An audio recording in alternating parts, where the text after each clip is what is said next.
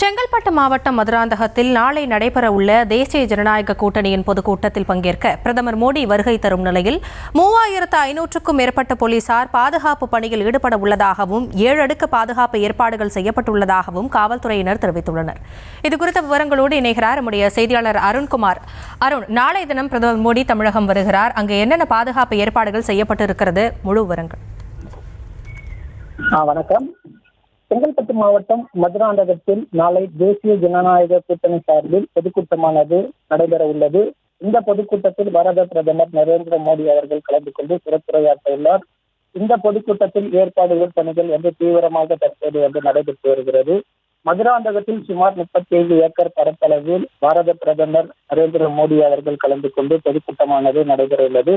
இதையடுத்து பாரத பிரதமர் சென்னை விமான நிலையத்திலிருந்து ஹெலிகாப்டர் மூலமாக மதுராந்தகம் வருவதற்கு 12 ஏக்கர் பரப்பளவில் ஹெலிபேடானது அமைக்கப்பட்டுள்ளது.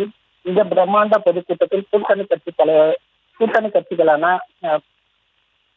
அதிமுக பொதுச் செயலாளர் எடப்பாடி கே பழனிசாமி அவர்கள், பாமக தலைவர் அன்புமணி, தமிழ் மாநில காங்கிரஸ் கட்சி தலைவர் ஜி.கே. வாசன், அமமுக டிடிவி தினகரன், ஜான் பாண்டியன் உள்ளிட்ட கூட்டணி கட்சி தலைவர்கள் இந்த கூட்டத்தில் கலந்து கொள்வார்கள் என எதிர்பார்க்கப்படுகிறது.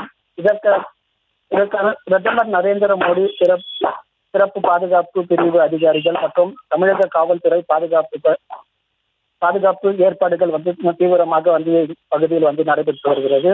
பாரத பிரதமர் நரேந்திர மோடி அவர்கள் கலந்து கொள்ளும் பொதுக்கூட்டத்திற்கு பாதுகாப்பு ஏற்பாடுகள் தமிழக காவல்துறை வடக்கு மண்டல ஐஜி தலைமையில் தமிழ்நாட்டில் பல்வேறு மாவட்டத்திலிருந்து தற்போது 3500க்கும் மேற்பட்ட காவலர்கள் தற்போது பாதுகாப்பு பணியில் ஈடுபட்டு வருகின்றனர். மேலும் 10 இடங்களில் வாகன நிறுத்துவதற்கான ஏற்பாடு வசதிகளும், பொதுமக்கள் வாகனம் நிறுத்துவதற்கு தனி பார்க்கிங் வசதிகளும், தலைவர்கள் பங்கேற்கும் வாகனங்கள் நிறுத்துவதற்கான விஐபி கார் பார்க்கிங் உள்ளிட்ட வசதிகள் தற்போது ஏற்பாடுகள் செய்யப்பட்டிருக்கிறது. 1,20,000க்கும் மேற்பட்ட நாற்காலிகள் பொதுமக்கள் அமர்வதற்கான ஏற்பாடுகள் செய்யப்பட்டிருக்கிறது. சுமார் 200க்கும் மேற்பட்ட கழிப்பறை வசதிகள் உள்ளிட்டவைகள் பொதுமக்கள் பயன்பாட்டிற்கு தேவையான அனைத்து வசதிகளையும் தற்போது ஏற்படுத்தி வருகின்றனர். விவரங்களுக்கு நன்றி அருண்குமார்.